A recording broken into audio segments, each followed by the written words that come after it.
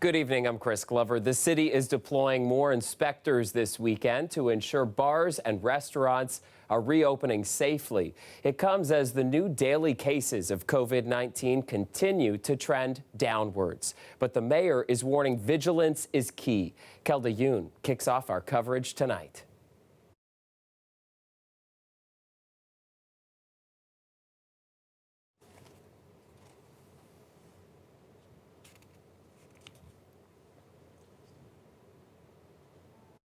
We've been very busy.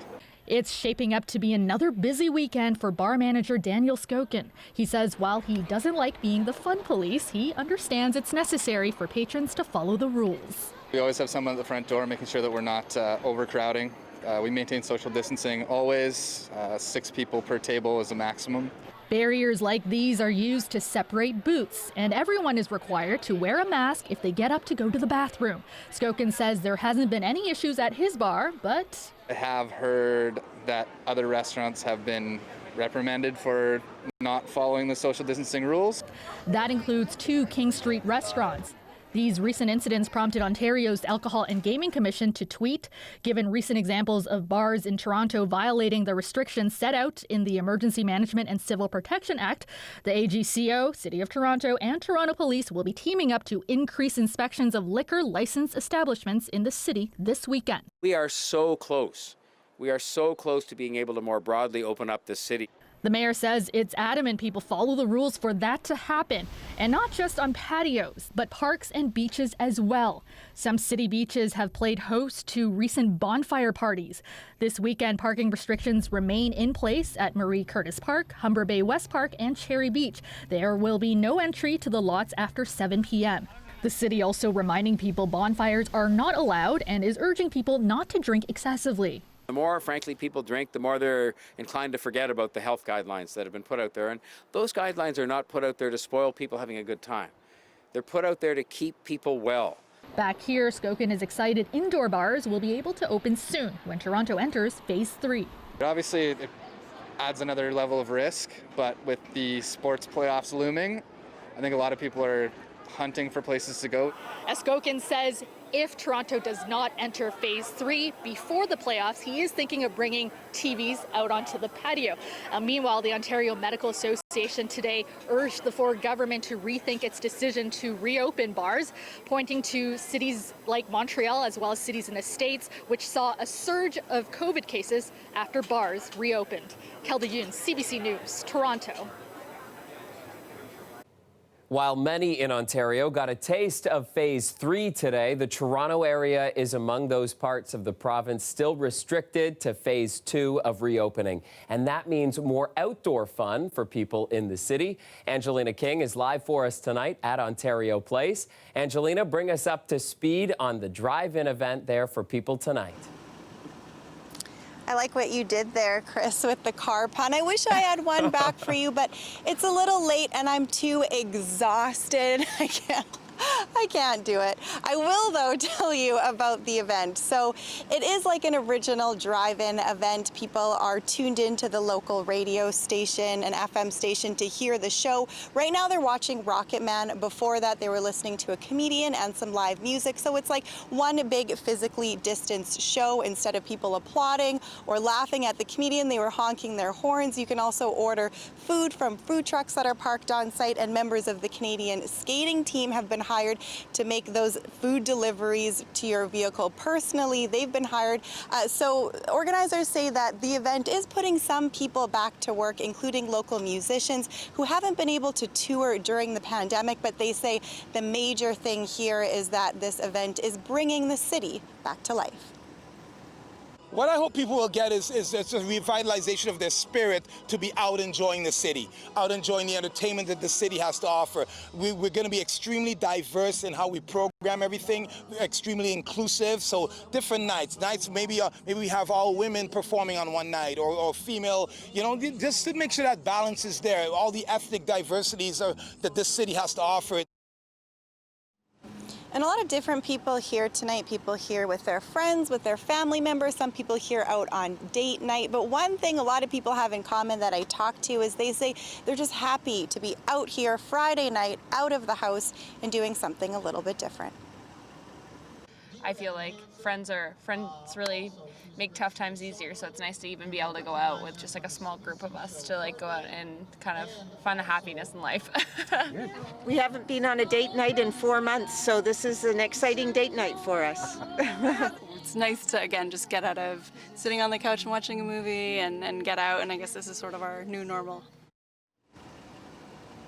And a really nice evening to be out here tonight or in your car with the windows rolled down. So tickets cost about $90 for one vehicle with 2 people, up to $170 for one vehicle with 6 people. They'll be doing these drive-in events a few times a week until October. Different nights will have different themes and different performers. Chris? All right, so now in honor of Rocket Man behind you, you want to sing a little Elton John for us? I gave you a car pun, and that is as far as we're going tonight. All right, we'll take it. Thanks, Angelita. You're welcome.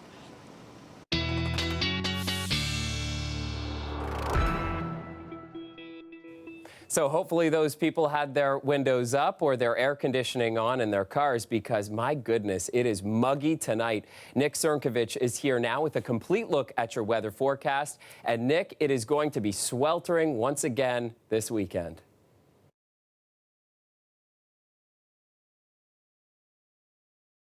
Well, Chris, the story this weekend is going to be about the heat and the humidity. We've got heat warnings in effect basically right across southern Ontario. Those expanded by Environment Canada today. The humidity is rising, the temperatures are rising.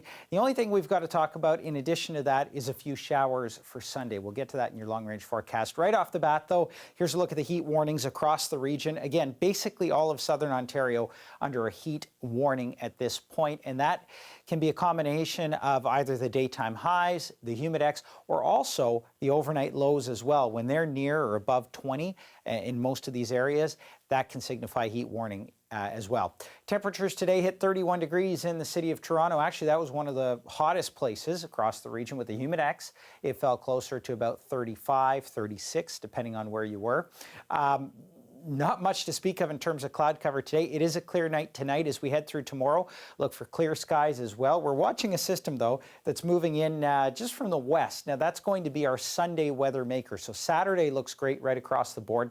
But as we head through Sunday, the line kind of sweeps through. Now, up north of the city, we're looking at this as a morning event.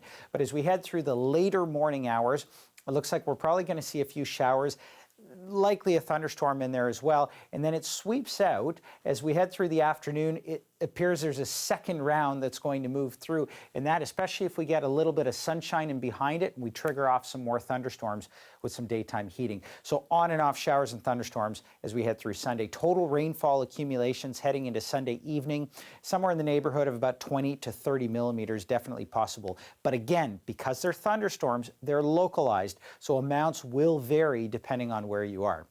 Overnight lows tonight down in southwestern Ontario, up to 22 degrees in Windsor. Tomorrow highs up to 34 degrees with the humidex at 43. Golden Horseshoe similar, just a couple degrees cooler, if you will.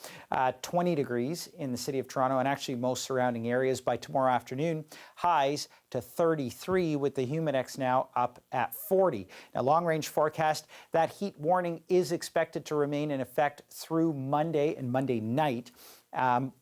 And that because the temperatures are in the 30s, the humidex is in the 40s, and also the overnight lows as well are in excess of 20. So there's your forecast, 33 for tomorrow. Sunday, 32. Again, some morning showers, then afternoon thunder showers as well. Cloudy on Monday, and some relief from the heat and the humidity as we head through Tuesday and Wednesday. Chris. Thank goodness for that coming our way. Thanks, Nick. The weather is brought to you by Trane, the most reliable heating and cooling brand. We test, so it runs. It's hard to stop a train.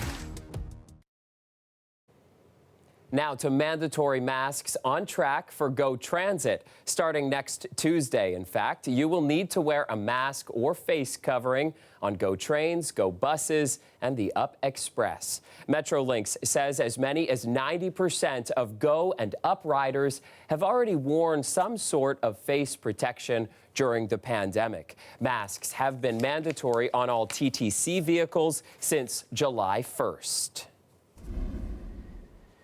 And work continues tonight to dismantle a crane that toppled onto a building yesterday. The crane collapsed at a construction site at Simcoe and Front Streets. No one was hurt, but 4 buildings had to be evacuated.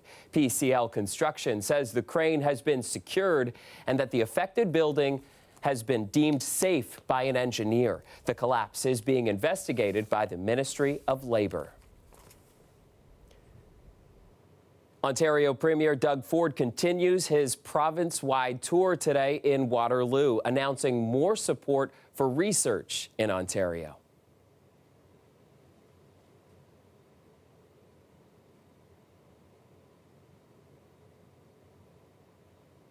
We have the best and the brightest minds anywhere in the world right here. When it comes to research and innovation, we're leading the world. And today, I'm proud to announce that we're moving forward with 20 more research projects through our government's COVID-19 Rapid Research Fund. Sorry about the playback there with that clip, but we are having a few technical problems tonight. Stick with us, though. Ford says the fund was developed months ago to mobilize the province's brightest minds to help in the fight against COVID-19. This includes mathematical models to find the best way to reopen the economy in a safe manner, at-home testing kits for COVID-19, and even research for a vaccine. The Premier adds the government will continue to support and fund this research, allowing Ontario minds to help Ontario residents.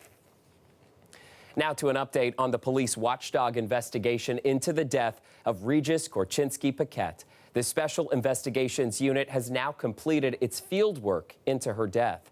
The 29-year-old woman fell from a High Park balcony in late May. Police were in the apartment at the time, called there to deal with a domestic conflict. The SIU says it's still hoping to speak to another witness who was there at the time. Earlier this week, lawyers for the family said they're having a second autopsy performed on Korchinski-Paquette's body. The SIU says it will wait for that autopsy before completing its report. To Haliburton now, and the latest on an investigation into a man shot to death by the OPP. Officers were back on scene today. They put up a drone over the man's property where there was a confrontation with officers Wednesday morning. Police went to his home after he allegedly assaulted someone at a grocery store about 40 kilometers away. Staff at the Minden Value Mart told us the man didn't want to wear a mask. Today, CBC Toronto reached the man's family, who says they were surprised to learn he was even living in the Haliburton area. The 73-year-old has been estranged from his family for 3 decades. From jazz to funk, the Orbit Room was home to Toronto bands for decades, and now it's the latest casualty of COVID-19. But Toronto's creative community says the music will live on. I'm Lauren Pelly, and I'll have more on that coming up.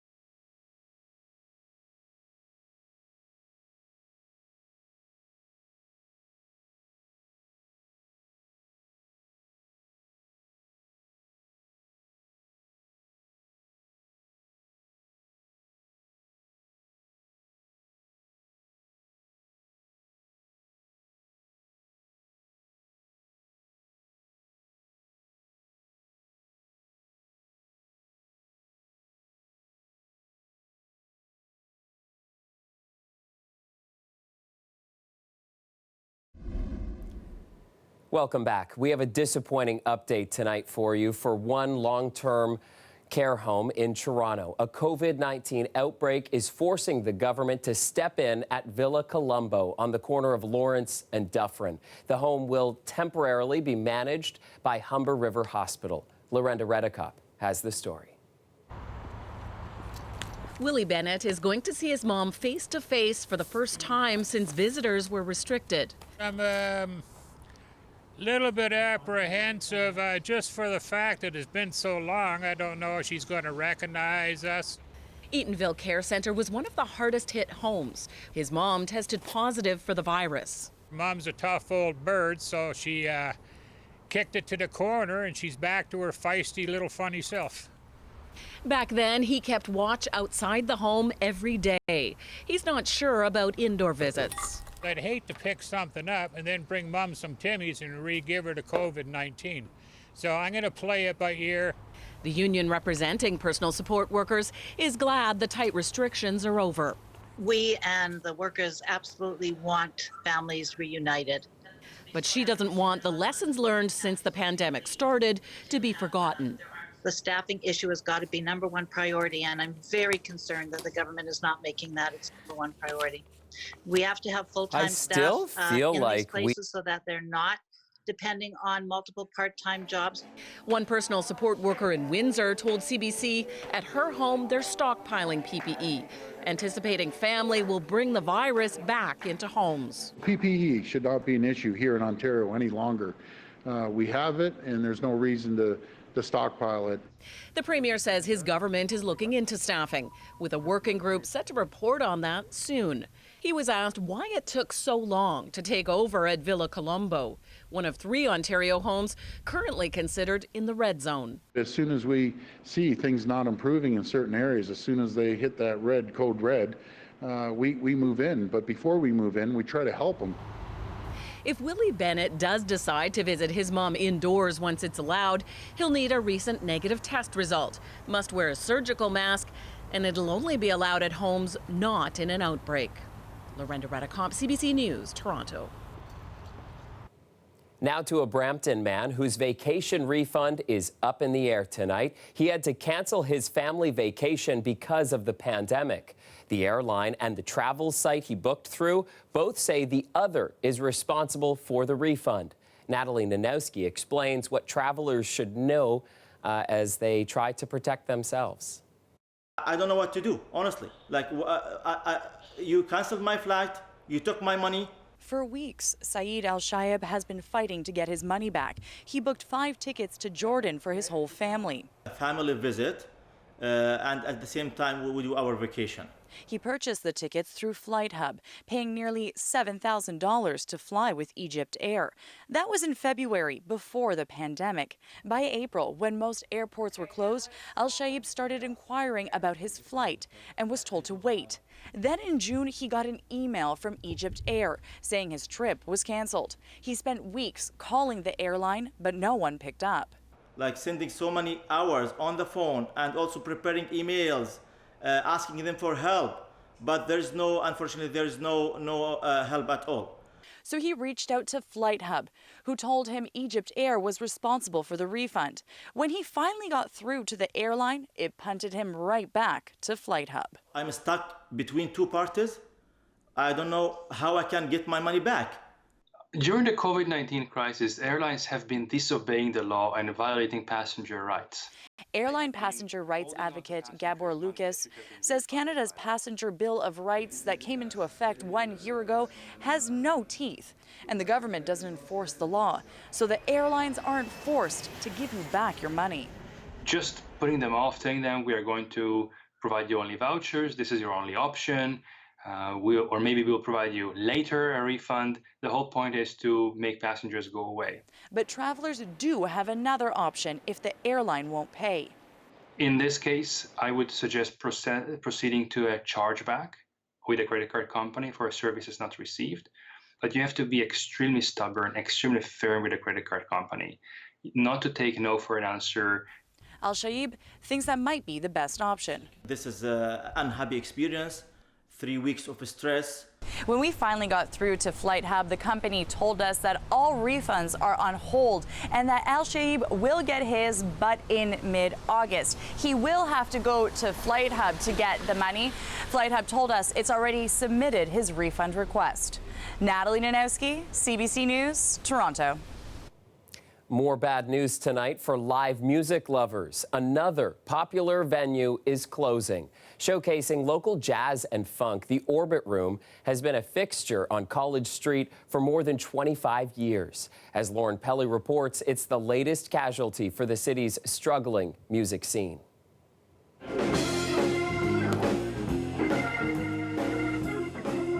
From jazz to reggae to funk, all kinds of music found a home at the Orbit Room.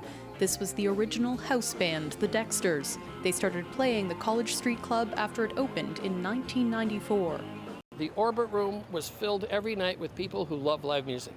Co-founder Tim Noter says the venue was special, both to bands and concert goers, and to him and co-founder Alex Lifeson, who's better known as the lead guitarist from Rush. We spend a lot of our time living in bars, and there's something about the smell that gets into your blood, and I guess you want to stay there even longer. It didn't take long for the pair's upstairs venue to become a Toronto institution. But a quarter-century later, after thousands of live shows, the COVID-19 pandemic has pushed them out of business. I would imagine that it's in the millions of people that actually came to that, even though it only holds 100 people. I mean, in 25 years, open every night of the week with a band every night. That's where my wife and I found ourselves on the dance floor. City Councillor Mike Layton has fond memories of that first date. The city, he says, needs to keep working to protect struggling music venues like this, whether that's by offering tax breaks or outdoor patio space. But if we lose them, they're not coming back, right? Like it's difficult to build a restaurant. It's difficult to build a nightclub. Longtime Toronto reggae musician Fergus Hambleton knows the challenge as well.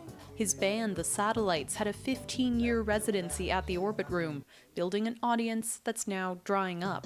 People already have changed their ways of consuming music from the days when you could work 6 nights a week and earn a middle-class income. Even before the pandemic, he says many venues were struggling. Audiences might come back to the old ways of things, they might not. They might go off in another way. We don't know. While the Orbit Room is now the latest relic of the past, Noter says the music will play on somewhere else. People always commented on the fact that they would show up there and it would be everybody you could think of, your grandfather, your nephew, everybody at every age group that liked live music and especially played really well came to the Orbit Room. Lauren Pelly, CBC News, Toronto. All right, after a 24-year wait, we will introduce you to the Toronto Zoo's newest residents. That is coming up next.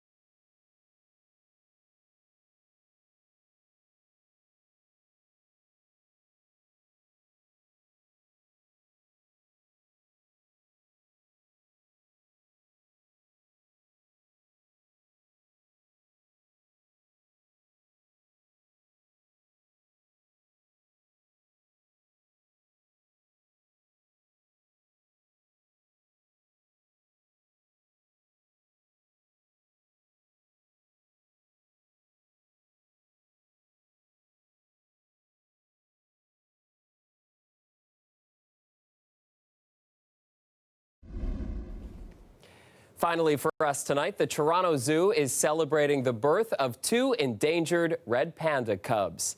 On July 14th, Isla, the zoo's 2-year-old female red panda, gave birth to 2 healthy cubs. This is the first red panda pregnancy at the zoo since 1996, and Isla's first cubs. Both mom and cubs are doing well, while wildlife care keepers continue to monitor Isla and the babies closely using this Nest camera for minimal disturbance. And that is our show for tonight. I'll see you back here on Monday night at 11 o'clock. We'll see you then. Have a great weekend.